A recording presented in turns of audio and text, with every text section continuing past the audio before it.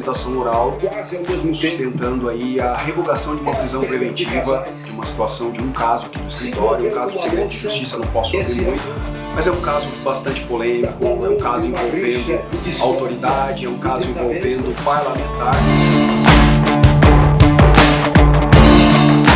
Número 6, habeas corpus 5025-5778, dígito 31. O relator é o eminente desembargador José Everaldo Silva, advogado Dr. Franklin José de Assis, que falará de Blumenau. Dr. Franklin, está presente? Perfeitamente, Dr. Franklin. Seja o senhor muito bem-vindo mais uma vez ao nosso colegiado, que fazia algum tempo que Vossa Excelência não aparecia. Vossa Excelência, a partir desse momento, tem um prazo de 15 minutos para manifestar-se. Resgatando algumas memórias aqui, eminente presidente, acredito que há mais de um ano que não venho a esse tribunal. De todo modo, parece que foi ontem a última vez que estive aqui, e registrando que é sempre um prazer aprender com Vossas Excelências, compartilhar as experiências, a vivência de Vossas Excelências. Para esse jovem advogado é sempre uma honra e um prazer. Senhor presidente, desembargador Luiz Antônio Zanin Forneroli, receba as homenagens da advocacia, homenagens essa que faço na pessoa do Dr. Rigueto, que está presente na sala, um grande advogado que admiro muito no estado de Santa Catarina. Estendo essas homenagens ao eminente relator, ao desembargador José Everaldo Silva. Receba, desembargador José Everaldo, as honras da defesa, extensivas também aos demais membros desse órgão fracionário, desembargador Divanenko, desembargador Sidney Lloyd da Labrida, e hoje também conhecendo aqui de forma virtual o desembargador Marcelo Meirelles. É um prazer, é uma honra. De igual importância, saúdo o doutor procurador de justiça, saúdo também o Rodrigo, o doutor Rodrigo, né, representando aqui todo o sistema judiciário, que muito nos auxilia. Senhor presidente, senhores desembargadores, todos presentes, boa tarde a todos. Vou buscar ser o mais objetivo possível, mas adianto que no ponto objeto dessa insurgência, a defesa traz uma matéria bastante interessante para que seja levantada ao menos uma discussão jurídica. O nosso paciente, ele responde a um homicídio consumado e 2 tentativas. Os fatos aconteceram em novembro do ano passado, 2011, no dia 5, mais precisamente no dia 5 de novembro de 2011, em que numa briga que aconteceu no interior de um bairro, de um bar, houve essa fatalidade, vindo então uma vítima a óbito e outras 2 restaram lesionadas no dia 5. No dia 6, a prisão preventiva é decretada, antes mesmo de qualquer elemento, de qualquer levantamento, de qualquer fase investigativa. E me recordo que à época não era nós da defesa, quem patrocinava, o colega que me antecedeu, buscou a autoridade para fins de esclarecer os fatos, para fins de que ele, aqui, o nosso paciente, fosse ouvido. O que acontece no dia 6, então, a prisão preventiva é decretada. Acredito até que Vossas Excelências já enfrentaram em sede de habeas corpus a insurgência feita anteriormente pelo colega advogado que me antecedeu. E só aqui para construir uma timeline de eventos e de acontecimentos, o que dizia Sua Excelência, o juiz do plantão na época, quando decretou a prisão? Os motivos ali então narrados seriam, naquela fase preliminar, naquela fase que apenas 2 pessoas, 2 testemunhas haviam sido ouvidas, quais sejam elas os donos do estabelecimento onde a briga teria acontecido, e aí, com base nas declarações prestadas por aquelas 2 pessoas, Sua Excelência então fundamentou a preventiva para a garantia da ordem pública, considerando a repercussão que o crime gerou na cidade, a gravidade do delito propriamente dito, um homicídio, outras 2 tentativas e, repito, baseada nos depoimentos de 2 testemunhas preliminares na fase de inquérito. No final de dezembro, nós então assumimos esse caso e com toda a dificuldade do recesso, porque nós gostaríamos de ter acesso às provas, acesso ao processo, aos elementos do inquérito, porque até então nós só tínhamos a decisão que decretava a prisão preventiva e justificava a garantia da ordem pública em matérias eminentemente de fato, aquela garantia, aquela gravidade, que eu sou uma criança perto de Vossas Excelências, com o conhecimento jurídico de Vossas Excelências, aquela gravidade subsumida, desembargador Alexandre Divanenko, ao próprio tipo penal. Pois bem, por quê? Gostaria a defesa, inclusive, de sugerir novas diligências, apontar pessoas que estariam na ocasião da briga, para que o delegado ouvisse, para que uma conclusão assertiva do inquérito fosse tomada. Todavia, e sobretudo no que diz respeito aos fatos narrados. Pois bem, quando a defesa então ingressa no processo, e aí isso eu já estou falando ali no finalzinho de dezembro, iniciando o ano presente, já havia então um inquérito concluído, a denúncia já havia inclusive também oferecido. O que faz a defesa? E aqui de forma muito leal, despacho com o magistrado, a fim de discutir sobre a situação de fato, e outra não foi a alternativa da defesa em subsequentemente, e aqui, só por questões de datas, para que Vossa Excelência compreendam, a denúncia veio no finalzinho, e agora não vou me recordar a data, mas a resposta à acusação foi aportada aos autos no dia 25 de janeiro. Como as diligências não seriam mais possíveis, uma vez que já o processo já estava em curso, nós então arrolamos e trouxemos essas testemunhas, aquelas que esclareceriam tal qual o fato aconteceu no dia 25 de janeiro.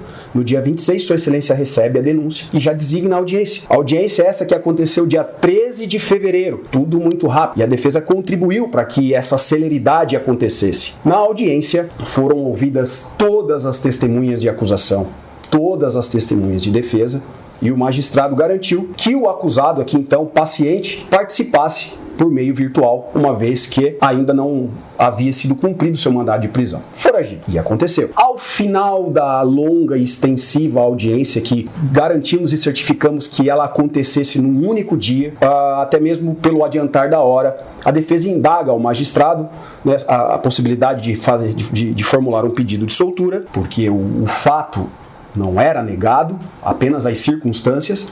Sua Excelência orienta a fazer por escrito, e fizemos por escrito.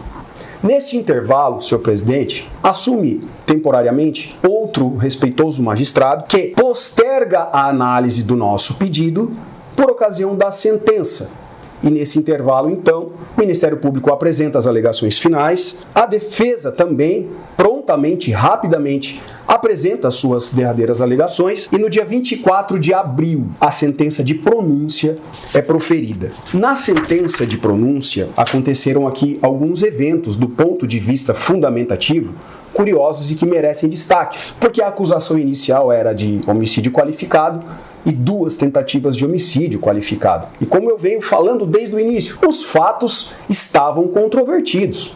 Aquilo que lá atrás foi apurado, durante a instrução, teve uma nova roupagem, uma outra história foi trazida ao crivo do contraditório. E Sua Excelência, juiz de primeiro grau, ao negar o pedido de revogação de prisão, traz um fundamento interessante. E esse é o ponto que a defesa traz e compartilha com Vossa Excelência. Porque diz assim, e já adianto, as qualificadoras foram afastadas na origem. O paciente aqui, e daqui a pouquinho, né, Vossas Excelências me receberão novamente aí quando formos tratar o recurso em sentido estrito. O paciente, então, por hora, ele tem contra si uma sentença de pronúncia por um homicídio simples e 2 tentativas de homicídio simples. E assim diz Sua Excelência, juiz de primeiro grau, quando refuta os argumentos da defesa para que a revogação da prisão preventiva, para negar a revogação da prisão preventiva. Me permita uma breve leitura. Embora as provas produzidas sob o crivo do contraditório tenham, em certa medida, afastado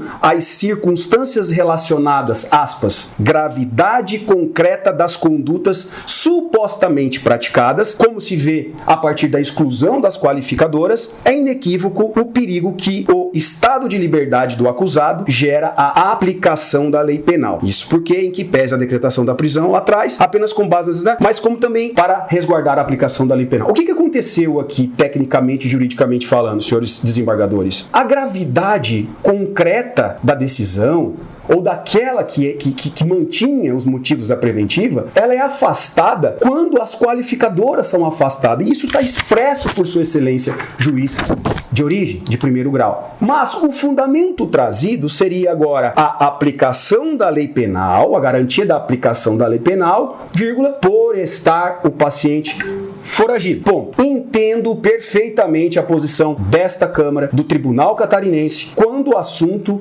é réu foragido.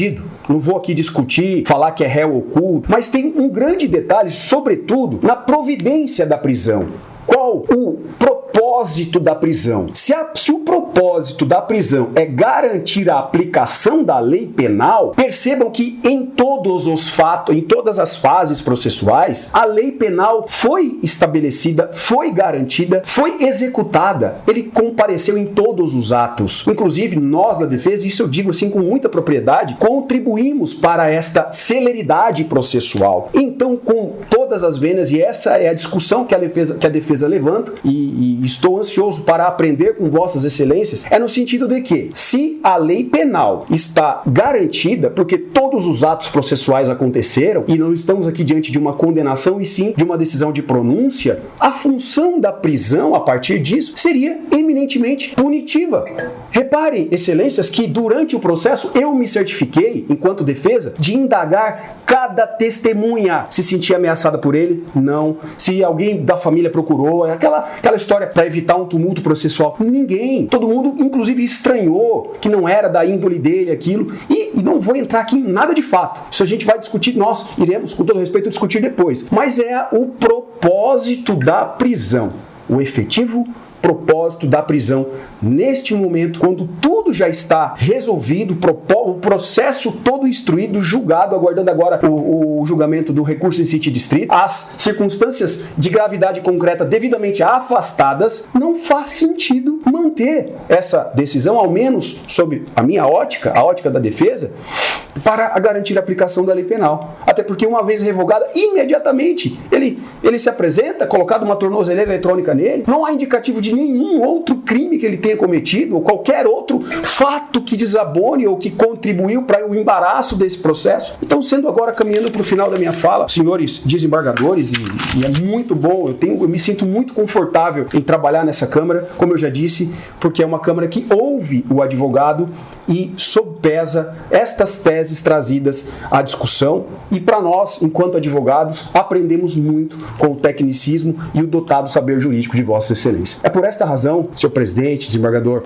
Alexandre e os demais membros, que a defesa suplica para que a tese seja reconhecida. A prisão em si não há mais necessidade. Ele, embora a repercussão lá atrás, ex-detentor de um cargo público, ex-vereador, porque ele perdeu o mandato, continua foragido, mas ele quer se apresentar, ele quer ir a júri, ele quer sustentar a legítima defesa dele, conforme foi trabalhado durante a instrução. E o papel da defesa não é dizer que ele é inocente, mas sim utilizar aqui de todas as ferramentas defensivas para que esta prisão seja revogada e ele possa responder esse processo, ser submetido a uma sessão de tribunal do júri no gozo de sua liberdade, ainda que com medidas cautelares severas, diversas da prisão. Por esta razão, senhor presidente, agradeço a atenção da Corte, devolvo a palavra, abrindo mão dos 54 segundos que me restam. Muito obrigado, fico à disposição para ouvir o voto.